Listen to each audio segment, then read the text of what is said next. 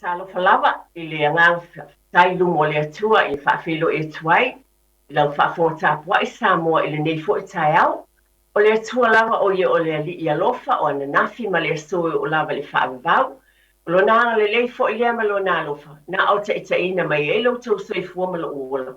Hei fo i tai maua nei whelo inga mātanga o fia nei fo i tai au, i le whaatasi mai o lo na nganga mo oe maa.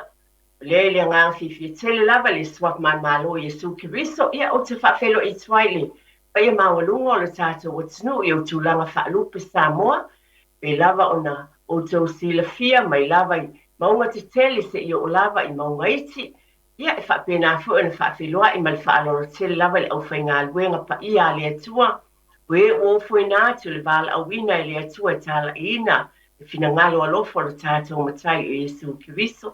Pe lava le tu o le laulangi po te tono ni visila nei po fe lava i fulu le tai au i lofo a tau te whapelo i atu ma le whaaloro tele lava i lo tau ia ma le mamalu o le mea lava taimi o se taimi tāua e whapelo i atuai ia e maisi fo i o tātou ainga uma lava i tamā o tina tono mo tama lava pe lava no tau sila fio ne por kalame ale tu te pa i ainga ia e whaatawaina tu asina sena o mātua a inga taitasi o fia lava e mafuta mai ai i alo ma whanau.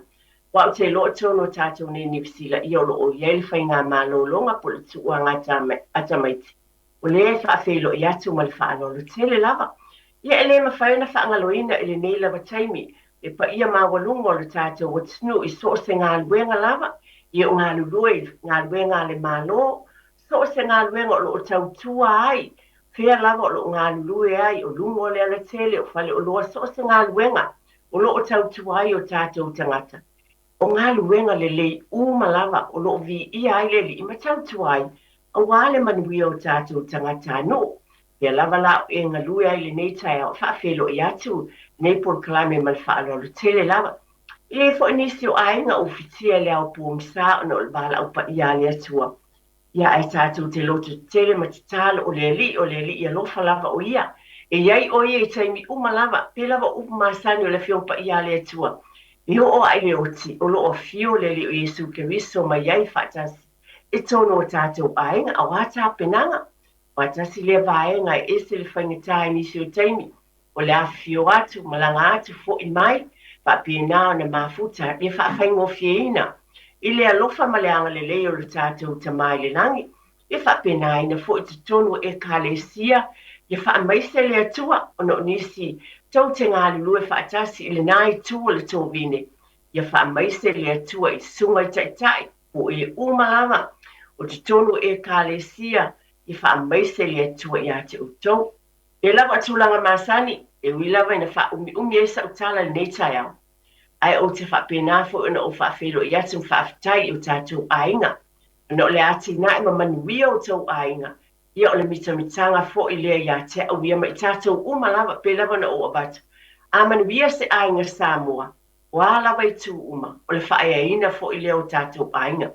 Ma lo pe lava na abatu o whale ainga, o whale taabale, whale tusi, o whale whaatawina ai, vai la au visoswani, mo soifua maloloina, o whale kāmuta, so se fale ainga lava po nisi o pisi nisi, o le mawhai o na umana tua le nei taimi.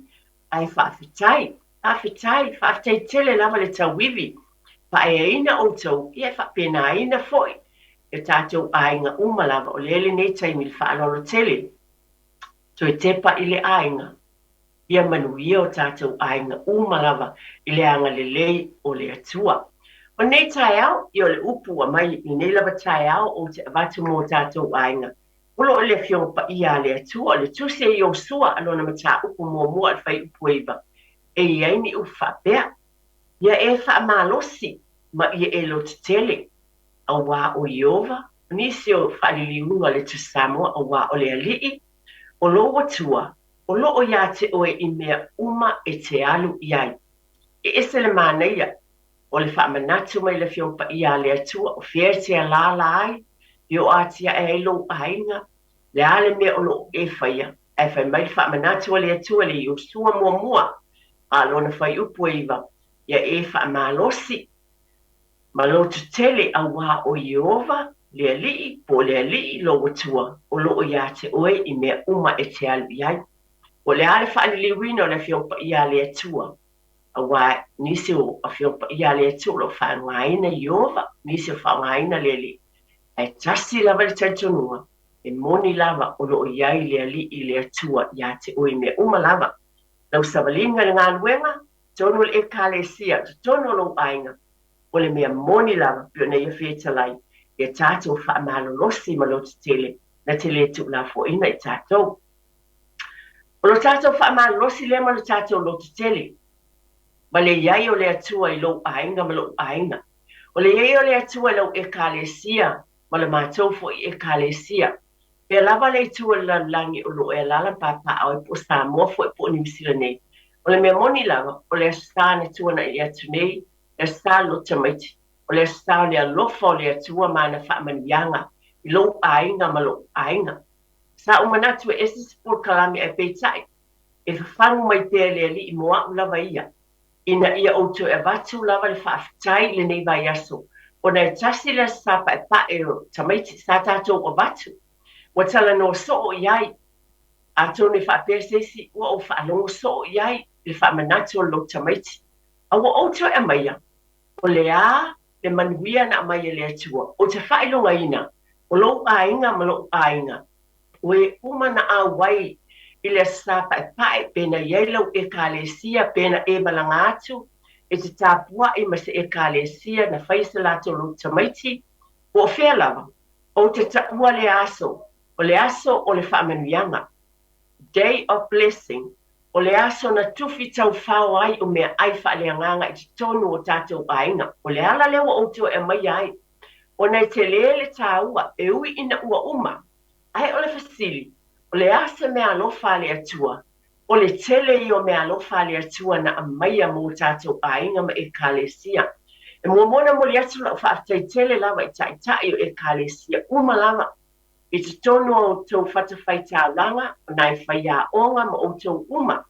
Na e na tāpena ina o sauninga uma, na whongai na aile alofa o le atua pēna o watu. O whaamanuianga, o aso o whaamanuianga. O aso o whaamanuianga le atua. O whaonga aina aia le alii, le whanau e vea ma ave whi awo le tala le lei. E tā ua tele la. O auto e mai ala wai tasi le sapa e pai. Io na uma fo I lea. Awa oto e maia mo le neas bai sa o le wo o mai. O le asa fe au momoli le atua na mai ate oe maa. Tu lo lava. O nisi o tangata, o nisi o ainga, e le iai se lo tamaiti ma lo whaalo te leo te iloa. E nisi tāpua e le iai se lo tamaiti mua mua. A wala tau moli mawina le alofa o le atua ma le whaamanueina. I vi inga o upo e tau tala ai le whanau o te talo. I te tono o whaitāranga I fia, whawhitai tele lava.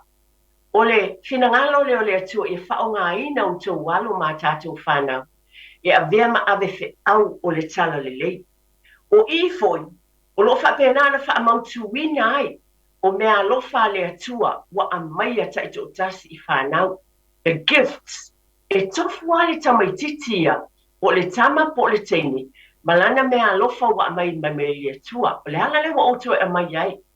O nisi e tele iloaina o se tamaititi lea e pese e le leilo na leo. Ioe o le mea alofa lea le tua, e pese e vivi I le li. O nisi o tamaiti ese le leili tau te tala. They're great speakers of the gospel. Bila tau e tau tala mai e te langona leo o ilo loto. O le upu o tau tala mai e le tama po le teini le le upu o le atua I le aso. Nisi o tamaiti le leile whaatinoina, acting, a wā whai tala le lo tamaiti, o I whaatoa e sila I fo ima o wai, oka. O mea lofa ia le atua pe ona o whai atu, o le aso o whaamanuianga, e te le iloa a wā moa ui o le mea moni. E iei taimi sa whai ele ngā lue ngā le whai au, malona to o lua ma whai a onga, o na whaatino leo le por kalami le mātou e kālesia. A iei taimi na tu uina I ainga, e lātou te amai ai le alofo le atua, pangā le alofo le atua. O nisi o tamaiti o te le iloa, o kai ese le mana I o le pese. O le self-confidence po le mawhai lea, ona tū lava o lea tēnei titi lava. Ma ia pese ma mai le mea alofa le atu. O le ala le wa otu e mai ai. O le whawhangu lea le atu i tono o tātou ainga. A tono te whapeani, wa te ale lo tamaiti. Ai o te avatu ia te oi te tono lo ainga ma lo ainga. O ka se mātango fio le alofa o le atu o na whaamanuianga. Na a mai a wala i upu na tautala ai le whanau. I te tono e ka le sia o whaamanuianga i tele na a mai e le li. Wa o ta ua le asau tamaiti. O whaamanuianga le atua. Mo whaelo ai le mana o lo nā alofa. I te tonu o tātou ainga. Te tasi o vaenga o oiloa. O ina o mai ei nisi ele iai se lo tamaiti. Mua. Ai o whaamanuiaina le lātou whaalongo. Wa iele fe au momoli. O lātou fo i mai lātou. Ai ese tasi tina sa mātou mafuta māsesi mai. O la natala ina o tala noa le telefoni fai mai whaafetai i le atua. Na malingi loi mata ona o le alofa o le atua na ngoto ifo. O le whaongaina le atua le avea se tasi se bi inga. O le memoni lama lea. E le avea le whai a onga. E le avea le whai fe au. E le avea e mātua se bi inga. Ai o taimi whapene. E ave e le atua le bi inga. Ai sea. A wā o le atua na feta lai i le loto. Ma le mawhau le tamā. Na sila fiai le upu le na amai lo nā tali i malo nā whine.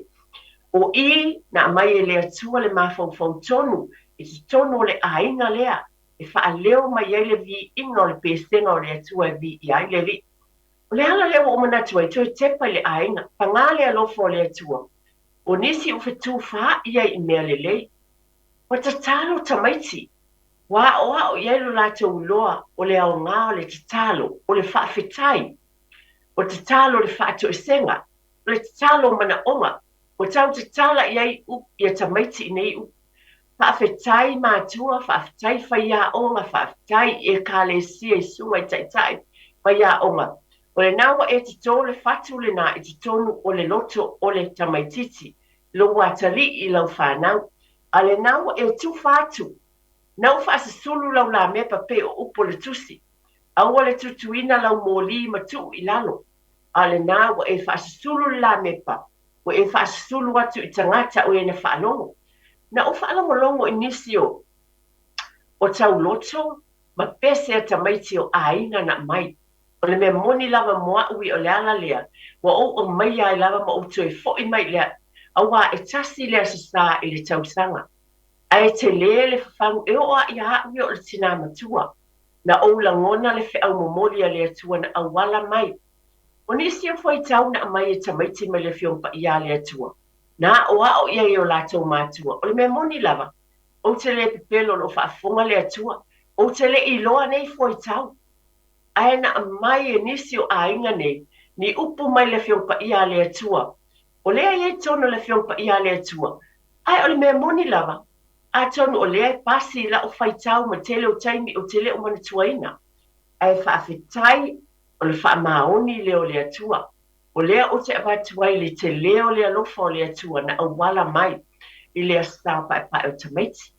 En whai fwoi ona o whape atu o se aso o whaamanuianga. Mō mātua o mātua. O grandparents. Whaafetai ia te utou mātua o mātua. Na o tau wa o ia o tau whanau i tau sanga utuana i atu. O oele nāli ta mama tinana ea o wao i lau watali i mano wa whine. Ai a lea o fua mai au ngā luenga lelei.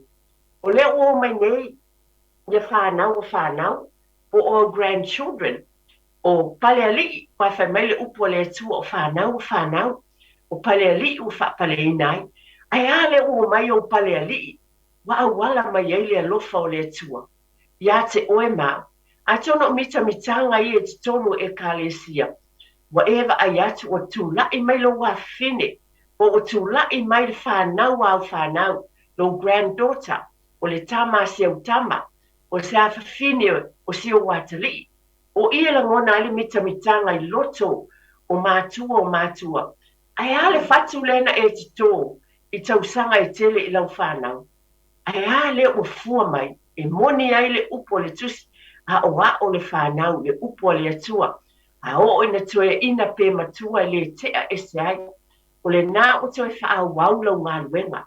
O mitanga ia le lo tamaiti, e le mawhai ona, e aluare ananafi ma le so o le o te mawhauwhau o iai ma o whapeai. E te tau ona o to e mai, a wā e tele mātang o fia o le li, a tonu o le nai te sila fia ma tātou i loa le alofa o le atua. O se tasi bahenga o te amaia, o le fefefe lo tamaiti, o nisi o tamaiti, o tū matale ki tara, peona o vai o mea alofa ia le atua. Wa pese mai le pese vi i ai le li. Wa avelo na leo mo le li. O ye tato pese e kalesia avelo leo ia o ngā. E vi i ai la o fio. E ale moli mawina a tonu. Nai te moli mawina lau e kalesia. O tale ki tara ma pese. O siva whaare nganga. Ioi, fia le to te lo tangata e siva. E tutu ilunga ma fia. I taimi o fianga whaare ai. Ai ale siva whaaleanganga tamaiti. E si siva e vi ia le li, o pese whaaleanganga. Wa lātou a batu ai nei tā leni. Mana tua, o tā leni umane mai le li, le whaatinoina. E se tasi o vaenga tāu o te fia batu fo. E nisi o tamaiti o la wā o onga le universite. O lātou tikeri o lo whaatinoina. O lo fia avea I lātou in tangata e avea in tangata tu lo whaiata ti whanga, film directors, vi ia le atua, o moli mawina, o whaia se tala, e director le atama. Aisea o le mea lofa lea le atua, a le tala, e amaiele fe au wha le anganga, o le winga leo lau tala, o tā leni ia le amaia le atua, whaatinoina I tono lau e kalesia, ma lau e kalesia, tono lau tō bine, lo ainga lotu, o mea lofa ia ale atua. Wa oto e maia ina ia tātou tau whai pāti patia, ma whapeane moni lava, e le leile ali, o mea lofa ale atua, le a mai te tono lau e kālesia, ma alo ma whanau, ia whaatai lau sunga te tia, e atalaina tātou leina mo whaasalau, whaapisnisi, whaamormole lau, ia a mai, e fia talaina tātou telefoni, pala au mai, o le asa tāua, na e au maia mai le lo tamaiti. Le ase mea lofa le atua, na whawhangu ia te oe lo a inga malau e kālesia. Whaatai lava, lau tō whātia tia. I te tono o New Zealand, o le atu o whaatasia o onga SS, e pei o Polytechnics, Institutes of Technology, ma work-based training organizations, o le a whaingoaina o le te Pukenga, the New Zealand Institute of Skills and Technology, o le autu o le nei au aunanga, o le a o tawina o oe a wāso lumana I manuia. I so se taimi a ngā wha mo oe, e te tala le awano e te a onga mai ai I launga luenga, I le potu a onga po olunga o le upenga te whailangi. O lo fisosoani te Pukenga, mo o tātou tangata anuu, tātou community, ma tātou whale whainga luenga, ina ia tātou manuia whātasi. Tanga ia ne I le te pukenga.ac.nz. E tō tele tangata o lo sa ili taavale pei tai, wale mawhai ono o lo tau tongi ala tu taavale tuai, pe ua whaale tonu fo I le suafa. A o le tala fia, ua tele ainga Samoa ua fisosoni I ai le Car for You. A fio ane I le Car for You I le tolu se lau Great South Road, I manurewa matala noa I le pule, I a Rick the Man. Wa ai sau piki apu, 4-wheel drive, po so se to ainga taavale, Car for You, telefoni o valu se lau, lua fitu wha iwa ono valu. O le au nanga whaale soifua maloloina le South Seas Healthcare Trust I Otara, e whaapitoa lana tautua I siaki no le soifua maloloina ma soifua manuia o tangata Pasifika I Aukilani. O le mātou au nanga e au fia I le whalemai whaale ainga GP, Social Services, Wellbeing Hub, Youth Hub, ma tui pui o le COVID-19 fulmaleiva, ma le fulu, ma le tele o isi fisosoani whaafo mai, e taula mua I lava li I matamai taifo mai Samoa. E se tala mai lava I le aso ngafua o le aso tona I le taulanga whaatau I Otara, se fulufa fea mall I Otara lava. A whai o fea ngai oe ma whaafitau li o lo soifua maloloina, po o tūlanga I lo soifua manuia lau tele, bala au loa le South Seas Healthcare I le lua fitutolu iwa o tasifitu, lua fitutolu iwa o tasifitu. Moni si whaamatalanga tanga I le upenga tawhailangi www.southseas.org.nz. O tau su e sau ngaluenga fōu, sau loa I le Pau Master, o le tau sa ili ni tangata talavou toi malolosi. E ei sau tō mai le whai ila ina o amia. A le ai e le a whaina. E ma whai ona e ao e whaingaruenga. Le leile to tongi mai tō la whaingaruenga. Wala au pe text Jason i le olua tasi iwa, lua o. O o lua tasi, tasi iwa, lua o. Ia, toi tepa i le ainga, toi tepa i le ainga le nei tai au, pe la vono watu le furusanga i le amatanga, o le asasa ua tuana i atu, e moni ua tuana i atu. Aua ielo manatu e a mai o nei te le, ta ino ia te oe ia. O le porkalame le nei, o le whaavava ai i tono o tātou ainga o a mea manui ai. Le ale whaamanuianga le atua i lo ainga i le sapa e pae o tamaiti. I le ngata ia te oe tamā tina o mātua, ia e mai se fo o nai whanau, o e nā se si mai tono lau tō whatawhai langa. Peo na o mātua le forasanga le taimi o tuana i atu le tele o mātanga o fio le li, o whaali ai i le tele o tā leni wa ave le atua le whanau, o pepese o ngā luenga o whaatinoina a wala lele, whaatinoina o tala whaatino, acting, o i foi, e whawhangu ai le atua le mea alofa o le whanau. O tō tele o nisi o alo o whanau, e a mata atu lea o ngā salo lato soifua, i ngā luenga le taimi o lumana. O sifa whaaleanganga o whaatinoina, a iei fo i e o le lato lea wala a wina, mo aso o mua i ngā luenga e whianga iei, pa pēnā o lato o ni tangata e tau tala. Very good at speaking. E tau tala mai ma le mautinoa, e tau tala ma le fia, e tau tala mai e le fefe tu lumo o tangata, ma whailua atu le upo le atua. Le mea lava le sili na tau o nei mea uma, ai peona o watu, e levi ia ai se tangata po le whaia onga po o mātua o ina e whawhitai. E le talea ina ngā luenga le, a le vi inga e ave le atua, a wau ia le te toa le whatu peona o watu. Pei o mātua na lātou o o i whanau, a o leo o fua mai o tū lai mai fo i whanau. Tasi o waenga tau te manatua le taimi nei o lota maiti. O le manatua ai tono e kālesia, o e pele ia te i lātou, o mawai atu o whailangi. O nisi o mātua, a le aso fo i lea, e toi tepa ai i le ainga, ma manatua ai o e pele ia te i lātou o whaamana vaina i le atua ngā luenga. E te talo ai ma whaafitai i le atua i lona alofa, pai ngā taulanga, ma mana tuna tuai, it's a day of remembrance, o le alofa o le atua, i le awala mai i e o mali liu, ai peta i ane, o lo tau aveina pea le fua na lātou a mai ina i tāmo moe, e ave le upu ma le tala le leia le atua pea na lātou, ngā lulua e te tonu ainga.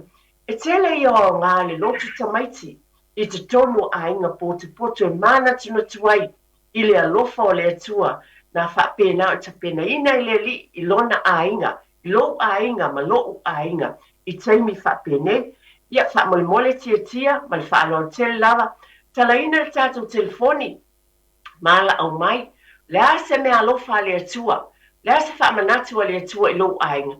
O iei fo ese whaia onga o lo whaalongolongo mai nei tae au, o oenga e whaatino ina ni fuafuanga, mo le whanau le sapa e pae o tamaiti. Nei fo ilo wala au mai o la sao tufa iai. So se tasi lava manatua o le nei porkalame o le toi tepa i le ainga o le anganga o le nei tae au. Pei ona o avatu o o toi a maia ona o le asa sao whaamanuianga. O le asa o whaonga ina i le whanau o tā leni ma mea alofa le atua i le ngata i le whanau a o mātua. Oe nā o oina. Na musuia i le atua o lātou finangalo i le upua le atua tau talai whanau. A wheta lai le ali i le tamama le tina, i le pese e pese e le atali i po le awhine. Leo o talaina tātou leina tolu fitu te silima i watolu, te wala au mai ai.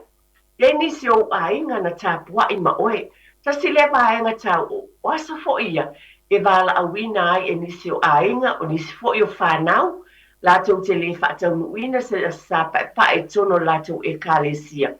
A ua mai o whaitau langa whaatasi, o nisi fo i o whanau a waile porkalame ma lātou tufa mai fo a lātou tāleni e awala i mea o lo whaatinoina i tono e kālesia e awala i le lotu o tamaiti.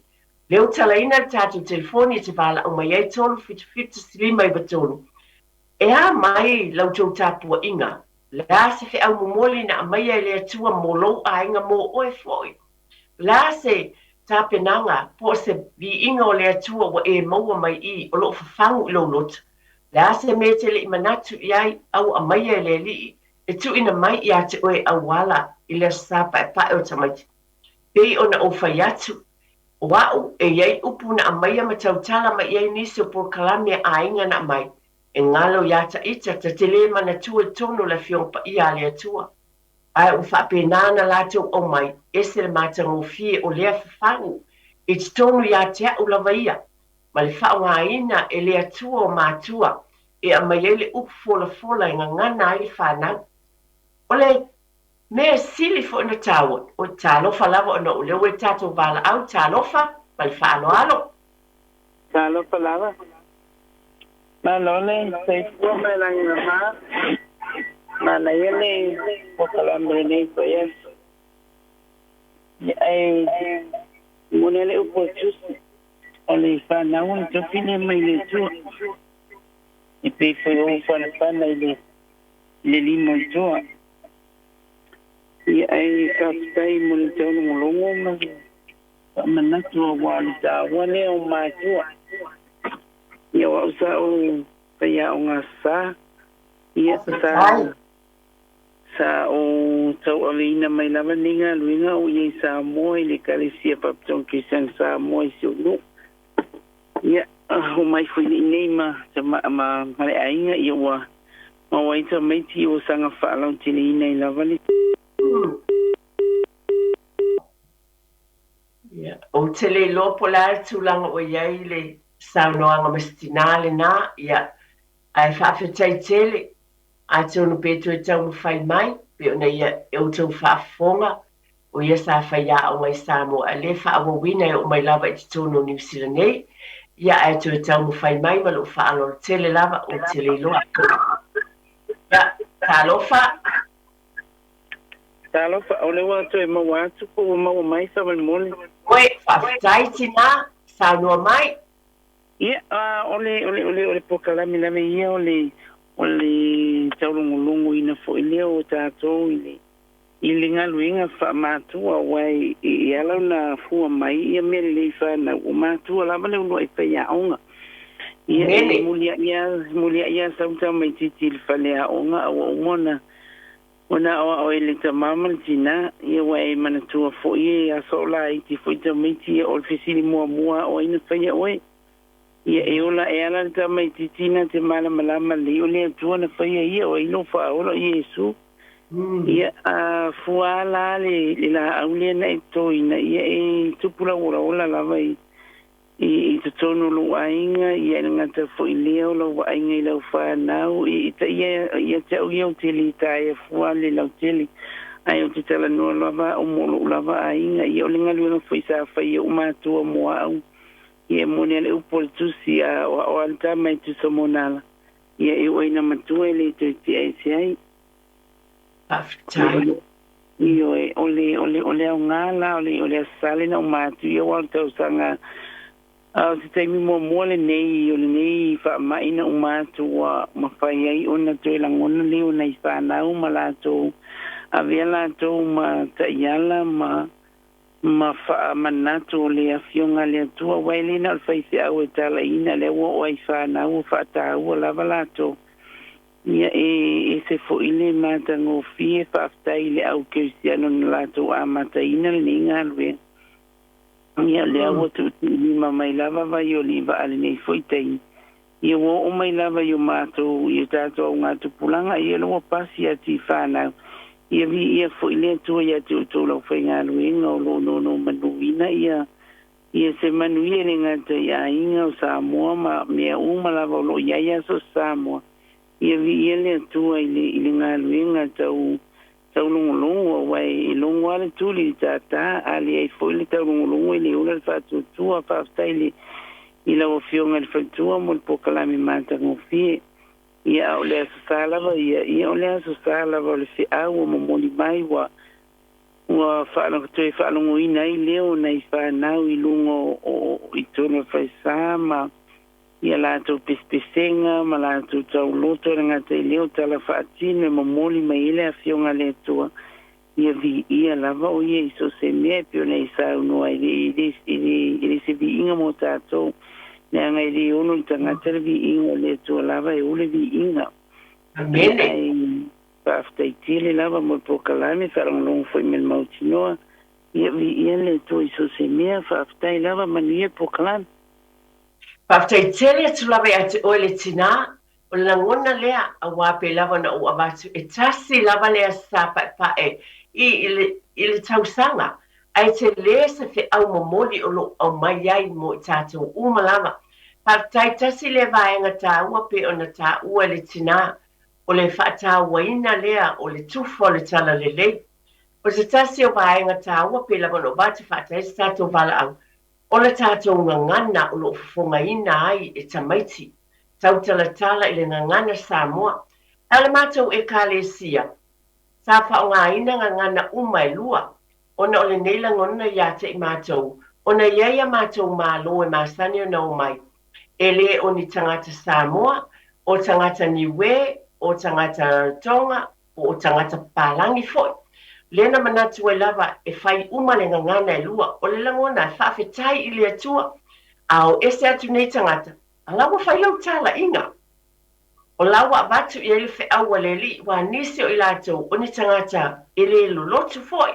Au se teimi mua lea u whapena o na fia ai, wala ngona le upua le atua, wa a vea oe ma ave fe au, o lea e whawhetai ai pe ona o vatu. O stangata e nau tau tala tamaiti teini uma le tātou ngangana. Awa iai fo i langona, ina ia o ngā fo i le sāu tamaiti. E avatu ele fe awa le atua inisi e leo ni tangata e malama le tātou ngangana. Ia e mawhai lava fitutu na ele manei e alu uma le wha Samoa ma le wha Peritania. Yo o fo i vi inga mpespisenga. Ia e wha manuia ina ai e le malama le tātou ngangana.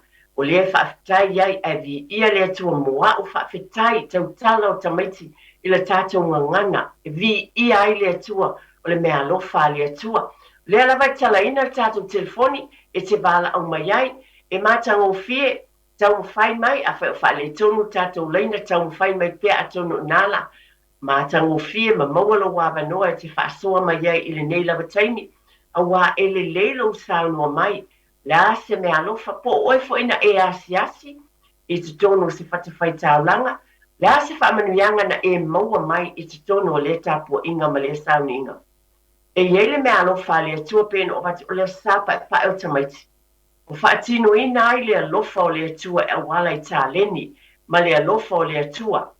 E saunua ai tamaiti, pa pēna ana tau te tala ai o mwhaina maua le self-confidence. Pea na o le tele i o alama whanau o Samoa. La tau lava moli mau, le tūlai mua i luma le tō tele o tangata, na amata atu ai lo tamaiti.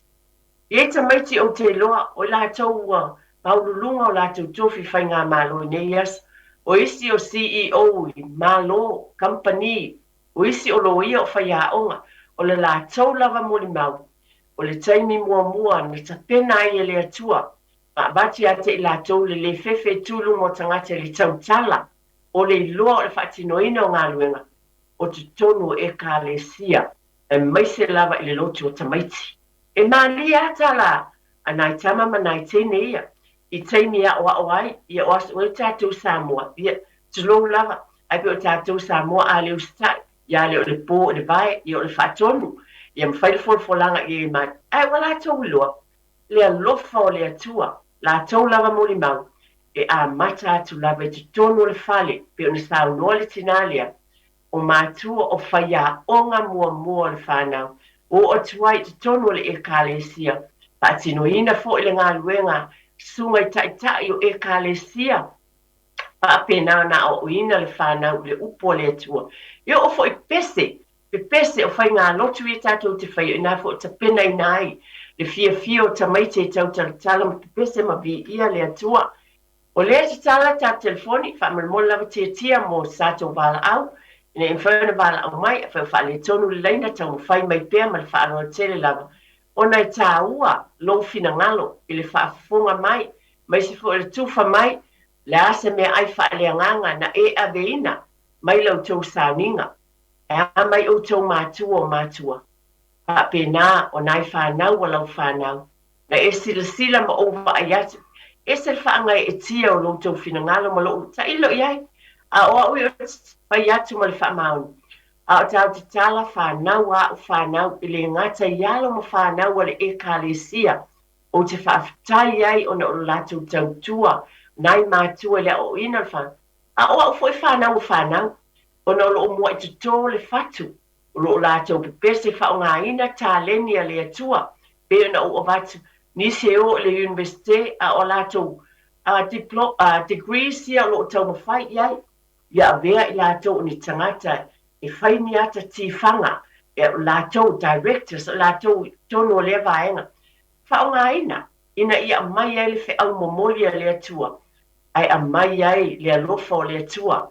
Whaonga ina o tāleni, la le tāleni mātua, pai isi o watali i po isi o awhine o le pese, ia o le tāleni fo le nā a tonu, o le mea alofa nā le atua e te resi sila fia ma o wiloa, ai o ai na le atua na te sila fia e taita ina ma o ina le whanau i whaonga ina o lātou wola i so se mea pe o na musui ai o lātou loto i le atua e awala i tāleni o amai ai le atua whaalongolongo ma le whaafitai a wā o isi o tamaiti a tono le taimi mumua lea wa ia ftula i ai lumo o tangata a o leo o amai alo na leo e avele vi inga i le atua o lana tala e whapena na tala ia mātua ia tau ave pēr lea whiau le leima le tāua. A wane ingata ai na o lea sāo tamaiti ai e whapena i taimi uma. Ai wa o manatu tue a mai le sāo pai o tamaiti ina ia whapena ona tue whawhangu ai le tāua o tātou wala awina mātua. Mantua o lea tala ina pēr le tātou telefoni a mole lava o lea ava noa atu tātou leina wala au mai ai, tui tau whai mai, a whai usi whai li tonu leina, tau whai mai pēr, a tonu whai lawa na tau mai la wala au ia ma e tuwha mai ai, wai au ngā, lau mōli mau, le lofa o le atua pe o no batu, o le sā pa au tamaiti, o le sā e tuwhi tau whao ai mea ai wha le anganga, io e aso umalawa e moni, ia le upofola mai tai o e kālesia, a le nela fo ia so i o whaonga ina e le atua o alo ma whanau e tala ina le tala le lei o i la tau na tutu lai ma whaonga ina e le ali ia tala whalawa. Hello, this is Radio Samoa. Yeah. Hi, can I have that song, Yeah. A mole i o lea lawa le le tātou telefoni bala au mai, mana tua, o le tātou proklame o tue tepa i le ainga, e tā ua lo usau noa mai, pe lawa na o abatu, o lo usi ufonga, ia e whapena na e sau noa mai, tā fonga mai fo inisi i le tāua, a whai fo o stangata na e asiasi ma e whai tāulanga. Ia le fo la sau mōli mau, i le tāpua inga na e iai, fa malu si awa fo ina I fa lo tele I fa wa wina I pe nei taua me alo fa le tua e awala I fa tinonga I tonu o lotu o tamaiti ia ai bala au mai fa lia so finangalo mana tua o me alo fa uma nei a le tua to tele yo alo ma fa na o le tato o tinu o tula I mai pe na o bat ele ngata o ni ngā luenga pe na o bat ai o la fo ie o fa pe na o na pepese e pe na o batu o le tama ia o le at ease, o tama lotu e kālesia me tutisi. Ai e vivi I le atua e whapena ona, a le upulawa si o la tina o seifua le nei tina. O le ha o ngā sasa, ma le mafuta atu I te tonu o tāpua inga. Pa o ngā ina ai leo o lana whanau. O I nāna maua ai e whamanuianga le atua whaatasi ma lana titalo. O leo te whapa ai le tele o nisi o taimi I lunga o televisen por kalamia nei tama. O le ngata ia te I la ua lava. Au whapenana la o ina ma tuwha atu le tāleni. Nisi o alo ma whanau e o wala I pespesenga. O le ala le o te abatuai e te le me alofa le atua. Ai whaavai mai te tonu e kālesia ma lato lo tamaiti. Ia ma aso sāwhai so o lava. O lo aveai I lato manisi e tūlai. Ma pepese ma ave o lātou leo e vi I ai lia li. O nisi foi o te lo whaongaina lātou tāleni. O le tama leo o to whinga whi pule ai. mai se fo le alo sunga le whawhiangainga le tui ina ma le whaletua ia wheleni ete. Lea e masani no mai televisi. O la ue a mata atu lea o ngā sā. Tā lofa lava. Tā lofa le whaletua e ki matafi a te alofani. Te alofani sau noa ia. Ia whaftai lava mo le polkalame. O te momoana o whaftai a ula atou ona o le nei tau sanga o tātou whaalongo i nai leo na ialum whanau. E tu sai o le whaamai o le COVID-19 fuluiva. Ia o le asa tātou le toe vaai ai na ialum whanau i lato as pai pai. Moli lala o whaftai o na ua tātou whalongolongo i na ialum whanau mo le lato waso ia eki matafi whapea le tātou atunu o whaafunga mai lau polkalame. O le aso sa, o le mātou whaife au, i o sa lesa le au moana malfatua i alitas. Whawhetai, le maa nei o tau loto na i alo mwhanau, e ui lava na i aina i tu maiti pālangi, ia e sa whapālangi whaala to tau loto. Ia o la umone mau, whawhetai mai le sunga le whawhengainga, ona o tina le ma nei ta pena ina o alom whanau la tau ofu pe lau e toa ma nei alawa ia fatasi ai ma le to onai sa fatasi atuai ma tua awana i alom whanau ia pe o la wala watu la etia ia manui ala polkalame aftai tele lava fe alfani pe o langona lea e moli mawina le alofa o le atua pe o na ta ua tina ia fe alfani e ofo ina ialo hoi o la tau papalangi pe o le winga leo se whamatalanga amu ia foi nei tamaiti u whapena o na o oina o lo ia ia wanoa tautala i le upu le atua le alofo le atua le whailonga tangata pe ona o watu se mātou e kālesia e talia o le alawa le atunu le ale ngangana ai tāpua i whaatasi ma ave le whaafitai i le atua le alawa e maua le awanoa te wala au mai ai i le alofa leo le atua e tufaina le whaongaina o alo mo whanau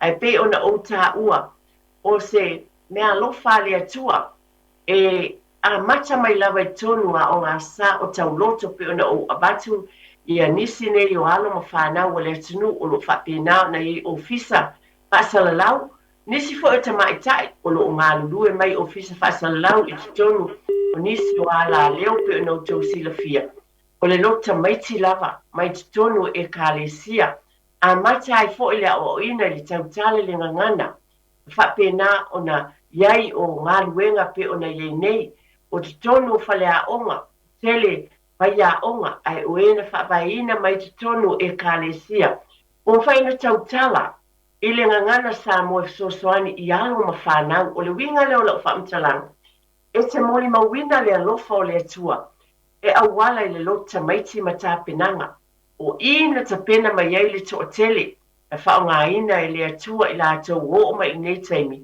ina i au ngalo la tau soifua ma leola i ngā luenga pe o na ngā lulue i nei aina ta pena mai i te tonu o e kālesia e maise lava lea o ngā sā ia e maise o lea sā pae o le whanau o le e tātou minute ia o lo te toe e mwhai lava na e wala o mai ai pe a whai te fia muli mawina foi pa aftai i mātua e lo taua o ina pe lava na mālia saunanga o mātua lava o whai a o ngā mua ia e maise fo le manatua ina i tonu e kālesia mwhatiwhai tauranga. Ia e vi ia le li o na mwhaina whaatau nuina sa minga li nei tausanga e whaasanga iai tonu o tausanga utuna ia te sa wha o ngā inga tūlanga wha ni ona pō e nisi o e kālesia na mwhaina whai a pēlo tamaiti le Zoom a o nisi fōru tamaiti ia sa tā pua i lava mai tonu i a inga e vi ia le li o na o ngā luenga le uma Patinoina i le sapa pae o le whanau. Nāna iei mea le lei na tā ape ma e na whaafonga. Tātou umalawa o e na whaatau nuina o lo tamaiti. Whaafitai tele lava, whaamalo. O lo o iei fo e nisi o e kālesia. O lo whaatau nuina lātou lo tamaiti i le sā o mua nei. Ia tā pena iei nai e kālesia o le o te loa e iei ia. E kālesia o lo tāpena ina mōle nei e sā, ia o lea o te whamanuia atuai i umalawa o nai whaia onga su mai whawhiangainga, ia o lo tāpena ina, ia e maise fo o whaia onga, whaamalolosi I le ngaluenga a le atua, o tau lava o whaia onga o lo whapena na avea o tau, paongaina I le atua, I te tono le nā e ka le sio le nā tau vine e te au nai I le li e awala le nā lava ngaluenga, ia whaamanuia tele le atua, ia e o wholofa mwhawhelo I atu mwhawhtei tele lava inisi o whawhunga mai, ia tunu e mamau. Ia whaamanuia a whaifo I eini au tolo tamaiti o tāpena, ia manuia I le alofa o le atua, a ia whaamanuia lava le atua, tāpenanga le sunga ia Reverend Absaloma, Reverend Marie, Roberti Absaloma, malato e kalesia, I Messi, mo le sane whaamanuia tele le atua, ia whapenai e kalesia kerisano umalama, ia alo ainga, whaamalo, mai le taele o lo loto whaafitai mātua, whaafitai le loto tele le whiau ma ngā luenga le atua. O le nāwa e tō le whatu, I le loto o lo watali I ma lo wafine. Ia vi ia le atua I whaawawai I whanau o tō pale ali, ma lo fo I pale ali ina mai le atua. Ina ia tō I le whatu o le upumoni, ma ia vea I lato ave whiau o le tala le lei.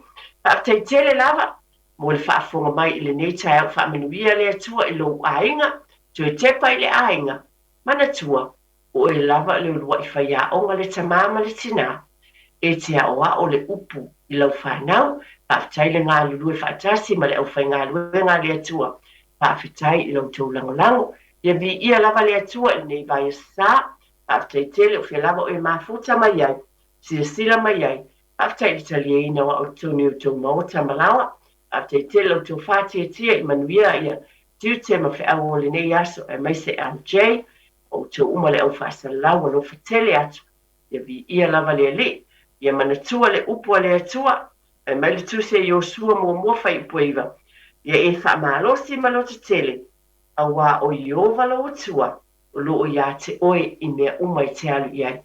Pea le atunu, pea le ainga, le alau savalinga o le ngā luenga, so se whiau ma ngā luenga, o lo o iai le atua whaatasima oe, pa ia manatua, o le atua, o le ali ia o ainga umalava, ia soifua ia ma I manuia,